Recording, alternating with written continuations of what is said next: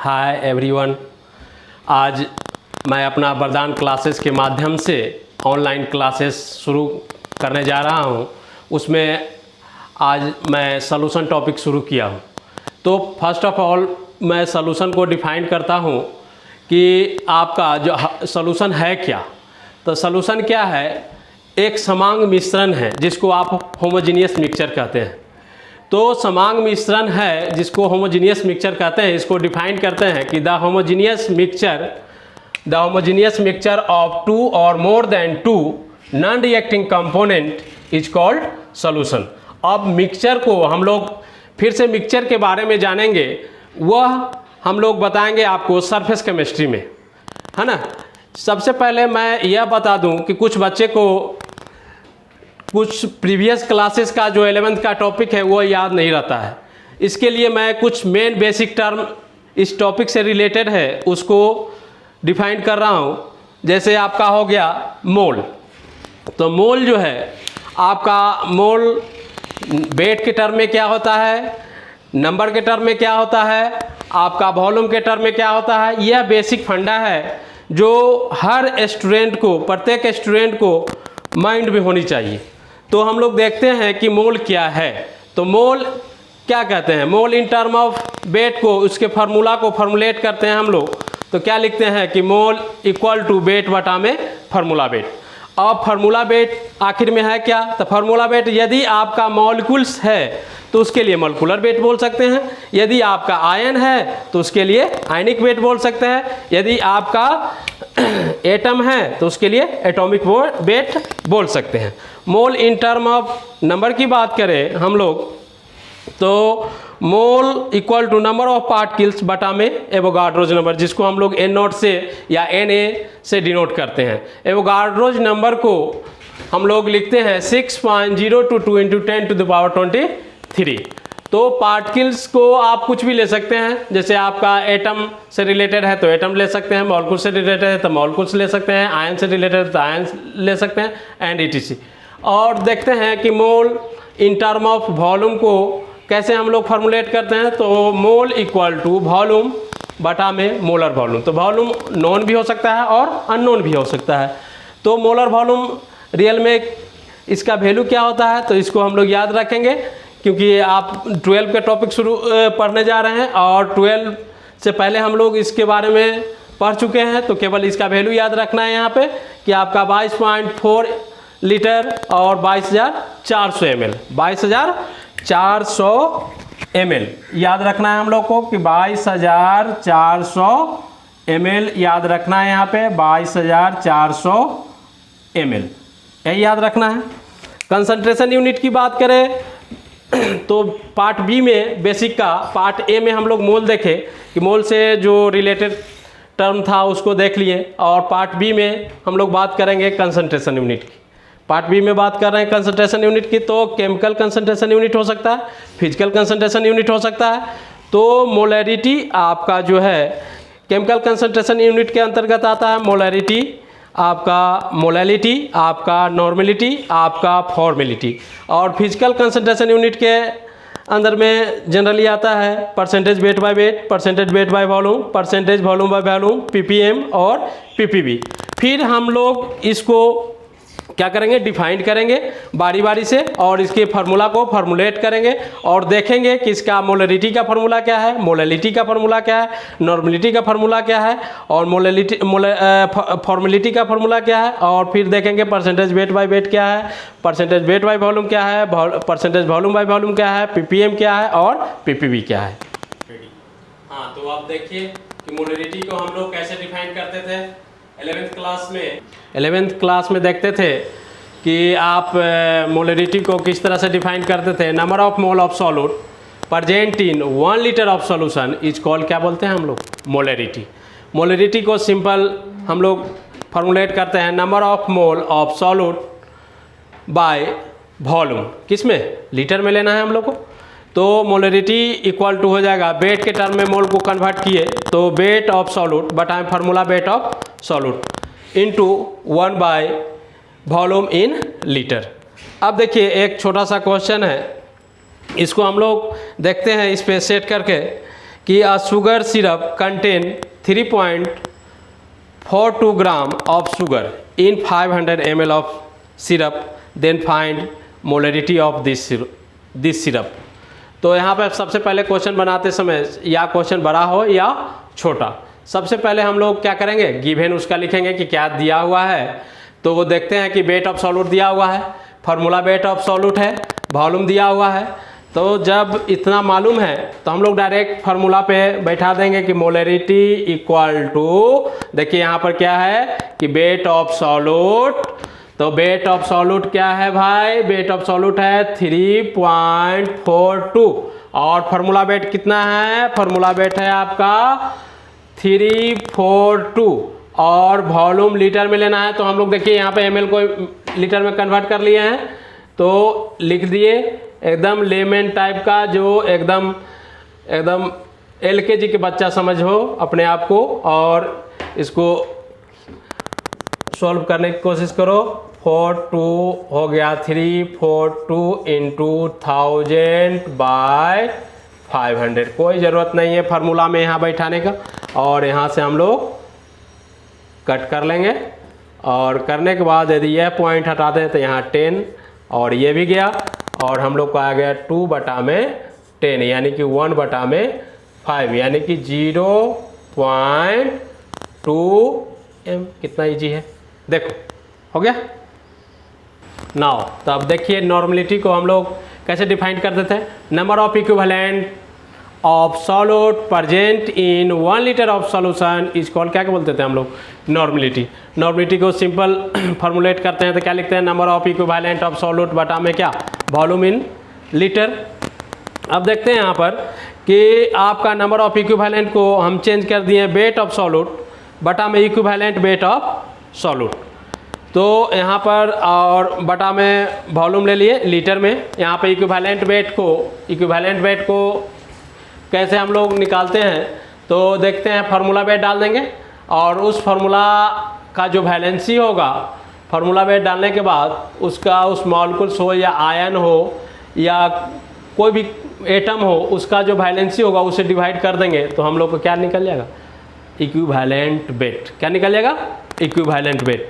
अब वैलेंसी तो हम लोग 8 क्लास से देख रहे हैं कि वैलेंसी क्या है भाई, तो वैलेंसी इक्वल टू हम यहाँ पे छोटा सा याद मेमोराइज करने के लिए लिख दिए हैं कि नंबर ऑफ लॉस और gain of electron during chemical reaction is called, क्या कहते हैं हम लोग, वैलेंसी। अब वैलेंसी के एक एग्जांपल ले लिए। फर्स्ट ग्रुप का ये एलिमेंट है आपका hydrogen, helium, lithium, sodium, potassium, rubidium, caesium and francium. तो इसका वैलेंसी कितना होता है 1। अब आपको दे देता है H2SO4, तो माथा पर हाथ लेके बैठ जाते हैं और देखते हैं कि अरे H2SO4 है, इसका वैलेंसी क्या होगा। तो कुछ नहीं करना है, अब देखना है ये कि किस ग्रुप का एलिमेंट है और उसकी वैलेंसी कितना है। अब यहाँ पर देखेंगे कि आपका H2SO4 है, किस हाइड्रोजन किस ग्रुप का है, फर्स्ट ग्रुप का है, तो इसकी वैलेंसी 1 होता है। कितना हाइड्रोजन लगा हुआ है लेफ्ट साइड में, लेफ्ट साइड में जनरली कटायन होता है, राइट साइड में क्या होता है, एनायन होता है। तो यहाँ पर देखेंगे चाहे कटायन का चार्ज का नंबर रिप्रेजेंट कीजिए या एनायन का कीजिए। तो यहाँ पर करेंगे हम लोग, तो यहाँ पर हाइड्रोजन है और हाइड्रोजन की वैलेंसी कितना होता है 1। तो यहाँ पर देखेंगे कि यहाँ पर क्या गो हाइड्रोजन लगा हुआ है, 2 गो। तो 2 गो है भाई लेफ्ट साइड में लगा हुआ है, तो 2 गो है, तो 2 हो गया, तो 2 हो जाएगा। इसकी वैलेंसी कितना हो जाएगी 2। यहाँ पर देखेंगे HNO3 में क्या हाइड्रोजन लगा हुआ है 1, तो इसका वैलेंसी तो 1 होता ही है, तो 1 हाइड्रोजन लगा हुआ है तो 1 वैलेंसी। यहाँ पर देखिए K2Cr2O7, तो K2Cr2O7, ये डरना नहीं है कि K2Cr2O7 है। इसकी वैलेंसी कैसे निकालेंगे, जो हम लोग बताए हैं फंडा कि हम लोग को जिस ग्रुप का एलिमेंट है उसकी वैलेंसी यदि हम लोग को याद है तो किसी भी कंपाउंड का वैलेंसी हम लोग आसानी से निकाल सकते हैं। जैसे देख लीजिए यहाँ पर यह डिसोशिएट करेगा तो K+ में आएगा, तो 1 पर 1 प्लस, तो 2 पर कितना प्लस, 2 प्लस, तो वो वैलेंसी हो जाएगा। तो इस पर 2 प्लस है तो जाहिर सी बात है इस पर कितना माइनस, 2 माइनस। यहाँ पर देखिए 1 प्लस में टूटेगा तो जाहिर सी बात है इस पर 1 माइनस। यहाँ पर एक हाइड्रोजन पे 1 प्लस, तो 2 हाइड्रोजन तो 2 प्लस, जाहिर सी बात है SO4 पे कितने माइनस होना चाहिए, 2 माइनस होना चाहिए। अब देखिए हम लोग देखते हैं कि अब इसमें कुछ देखते हैं कि आपका कोई भी कंपाउंड यदि आपको दे दे, जैसे आपको दे दिया आपको CaSO4 दे दिया, तो अब टेंशन में है कि भाई कैल्शियम सल्फेट है, इसकी वैलेंसी कितनी होगी। तो देखेंगे कि यह जो कैल्शियम है किस ग्रुप का है। तो कैल्शियम किस ग्रुप का है, देखिए यहाँ पर कैल्शियम किस ग्रुप का है भाई, तो कैल्शियम सेकेंड ए का है। देखिए सेकेंड ए का सेकेंड ग्रुप का है, तो कैल्शियम सेकेंड ग्रुप का है। देखिए यहाँ पे देखिए सेकेंड ए का है, और इसकी हम लोग जानते हैं कि इसकी वैलेंसी कितनी होती है, 2। वैलेंसी कितनी होती है, 2। अब देखिएगा तो कैल्शियम क्या को लगा हुआ है, इससे एगो, इसकी एक का वैलेंसी कितना, 2। तो जाहिर सी बात है इसके वैलेंसी फैक्टर कितना होगा, या वैलेंसी कितना होगा, वैलेंसी फैक्टर या वैलेंसी सेम उसी को बोलते हैं, कितना होगा, 2। इसी तरह से हम लोग आसानी से वैलेंसी को क्या कर लेंगे, फाइंड आउट कर लेंगे किसी भी कंपाउंड का। ऐसा नहीं कि ये है कुछ भी दे दे आपको, देखिए यहाँ पे कुछ भी दे दे आपको, यहाँ पे हम लिख रहे हैं MgCO3 magnesium carbonate, magnesium carbonate लिख लिए। तो मैग्नीशियम कार्बोनेट की जाहिर सी बात है आप कितना होगा बताइए, तो सेकेंड ग्रुप का है तो क्या होगा, तो एक ही को मैग्नीशियम लगा हुआ है इसमें, तो वैलेंसी फैक्टर कितना होगा। तो ये सब आपको बेसिक फंडा है जो याद रखना है, जो हम लोग जब अभी सॉल्यूशन शुरू नहीं किए हैं, अभी सॉल्यूशन को जस्ट सॉल्यूशन उस पर लिखे हैं, डिफाइंड किए हैं आपका। उसके बाद उसका मिक्सचर के बारे में हम लोग सरफेस केमिस्ट्री में देखेंगे, और इसमें जो जो टर्म आने वाले हैं रिलेटेड टर्म, उसको हम लोग क्या कर रहे हैं, मेमोराइज कर रहे हैं कि कैसे कौन कौन सा टर्म आएगा, कि हम लोग को जो क्वेश्चन न्यूमेरिकल बनाएंगे आगे चल के। सब लोग सोचता है कि हम IITA कंप्लीट करें, मेडिकल कंप्लीट करें, तो उसके लिए बेसिक होना चाहिए, और बेसिक जब तक नहीं होगा आपका न्यूमेरिकल बनाने में स्पीड वगैरह नहीं होगा। देखिए अब देखिए हम लोग देखें कैल्शियम सल्फेट है, मैग्नीशियम कार्बोनेट है, उधर हम लोग देख लिए H2SO4 देख लिए, HNO3 देख लिए, K2Cr2O7।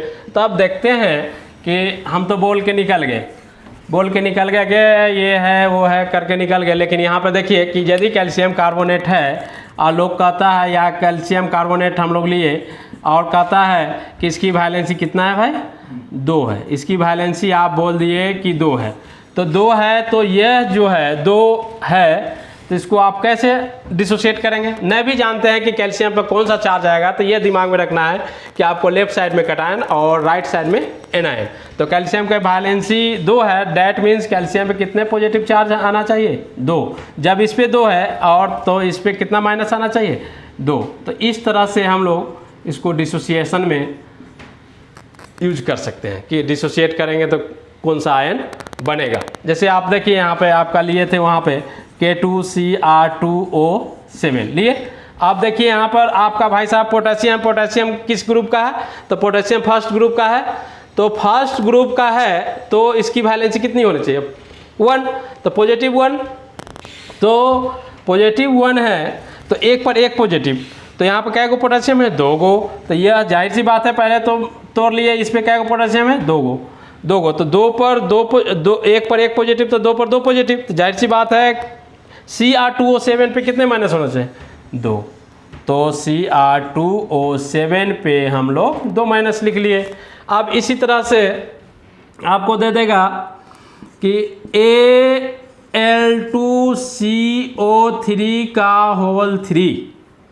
अब देखिए कहेगा कि बोलिएगा कि क्या होगा भाई इसका डिसोसिएशन, तो कुछ नहीं, जब वैलेंसी याद है तो हम लोग आसानी से इसको डिसोसिएशन कर सकते हैं। एल्युमिनियम आपका 3rd A में आता है, इसकी वैलेंसी 3 पॉजिटिव है, यानी एक एल्युमिनियम पर 3 पॉजिटिव चार्ज होना चाहिए। हम लोग के पास कितने एल्युमिनियम हैं, 2 एल्युमिनियम हैं।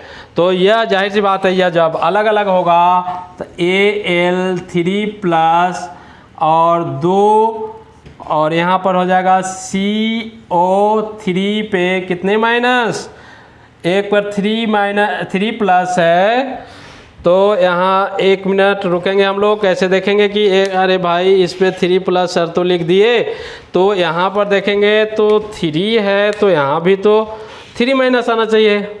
ऐसे तो नहीं भाई, इसकी वैलेंसी इसके साथ होता है, तो आपका इसकी वैलेंसी तो इसका तो 3 है, हम लोग 3 लिख दिए, और इसकी वैलेंसी यहाँ पर है, इसकी वैलेंसी यहाँ पर आया, क्रॉस मल्टीप्लिकेशन करते हैं तो यहाँ पर आएगा, और इसका वैलेंसी यहाँ पर आया, तो यहाँ पर 2 माइनस है, तो 2 माइनस है तो 6 को कैसे आएगा भाई, 2 तिया 6 पॉजिटिव, तो यहाँ 6 माइनस आना चाहिए, तो जाहिर सी बात है कि यहाँ पर 3 को कार्बोनेट है ना आयन, तो यहाँ पर 3 लगा देंगे, तो आपका क्या हो गया, टूट गया।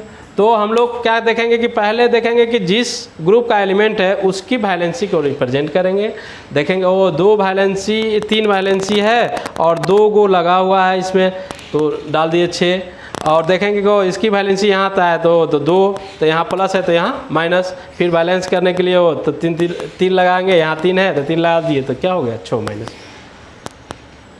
अब देखिए कोई कहता होगा कि सर डिसोसिएट जो नहीं करता है उसकी वैलेंसी कितना होता है, तो भाई साहब बता दूं कि जो covalent compound generally covalent nature का रखता है वो भाई साहब डिसोसिएशन में भाग नहीं लेता, तो जब डिसोसिएशन में भाग ही नहीं लेगा तो जनरली उसकी वैलेंसी जो कंसीडर करते हैं हम लोग 1 करते हैं, कितना करते हैं 1। जैसे आपका है ग्लूकोज, जैसे आपका है C6H12O6 ग्लूकोज, आपका हो गया C12H22O11, ये हो गया आपका, जैसे हो गया यूरिया NH2CO ये क्या हो गया यूरिया। ये सब भाई साहब डिसोसिएट नहीं करता जनरली, तो इसका वैलेंसी जो लेंगे हम लोग, इसकी वैलेंसी हम लोग क्या लेंगे, वैलेंसी फैक्टर जनरली क्या ले लेंगे 1, क्या लेंगे 1, तो 1 ले लेंगे, तो वैलेंसी फैक्टर 1 हो, यानी कि वैलेंसी इसका क्या हो गया 1 हो गया। तो इसका आपका या तो नॉर्मलिटी या यदि आपका ग्लूकोज घुला हुआ हो, चीनी घुला हुआ हो, यूरिया घुला हुआ हो किसी सॉल्यूशन में, तो उसका नॉर्मलिटी और मोलरिटी में अंतर आएगा कि नहीं, तो देखेंगे कि आएगा कि नहीं भाई, तो देखिए आएगा कि नहीं, तो देख लीजिए यदि जिस सॉल्यूशन में ग्लूकोज हो, चीनी हो या क्या है यूरिया है, तो देखिए आया कि नहीं, तो आप ये लिखे कि normality equal to weight of solute बटा में इक्विवेलेंट वेट ऑफ सॉल्यूट, ये न लिखे, और इनटू 1/v यही न लिखे थे। और देखिए, और इसको आप क्या चेंज किए थे कि वेट ऑफ सॉल्यूट है आपका, वेट ऑफ सॉल्यूट है और इक्विवेलेंट वेट ऑफ सॉल्यूट है, इसको क्या कैसे हम लोग चेंज किए थे इसको, तो वेट फार्मूला वेट यहाँ पर लिखे थे हम लोग कि फार्मूला वेट ऑफ सॉल्यूट है तो सॉल्यूट ले लेंगे, बटा में क्या लिखे थे वैलेंसी, यही ना लिखे थे। अब भाई साहब देखो कि जिसकी वैलेंसी, आप मोलरिटी का क्या फार्मूला था, अब इसकी वैलेंसी 1 हो जाएगी, तो 1 हो जाएगी, तो देखिए मोलरिटी का फार्मूला देख लीजिए यहाँ पे, मोलरिटी का ऐसा ही आप देखिए कि मोलरिटी को क्या लिखे थे हम लोग, लिखे थे ना कि wait of solute, wait of solute बटा में formula wait of solute, formula wait of solute बटा में भी यही ना लिखे थे लीटर में, बोलिए यही लिखे थे, यही तो फार्मूला था हम लोग को। तो अब देखिए यदि जिस वैलेंसी 1 है इस सब का, तो 1 है तो क्या बच जाएगा, वेट ऑफ सॉल्यूट बटा में फार्मूला वेट, यहाँ पे वेट ऑफ सॉल्यूट बटा में फार्मूला वेट, तो जो नॉर्मलिटी का वैल्यू होगा वही किसका वैल्यू होगा, मोलरिटी का। कब, जब आपका कोई भी, जैसे आपका ग्लूकोज हो, चीनी हो या यूरिया किसी भी घोल में प्रेजेंट हो तब। नेक्स्ट क्लास में हम लोग डिफाइन करेंगे किसको, मोलरिटी बच गया आपका फॉर्मुलिटी बच गया, हो सकता है मोल फ्रैक्शन के बारे में भी थोड़ा बताएं, उसके बाद जो फिजिकल कंपोनेंट था उसके बारे में बताएं, percentage weight by weight, ppm PPB के बारे में बताएं। उसके बाद हम लोग चलेंगे कि रियल में हम लोग जो टॉपिक पढ़ रहे हैं सॉल्यूशन, तो सॉल्यूशन को फिजिकल बेसिस के आधार पे, सॉलिडिटी के आधार पे या उसको डाइल्यूट फॉर्म के आधार पे, कितने फॉर्म में हम लोग उस सॉल्यूशन को आप डिवाइड कर सकते हैं, बंटवारा कर सकते हैं, तो वो हम लोग देखेंगे नेक्स्ट क्लास में।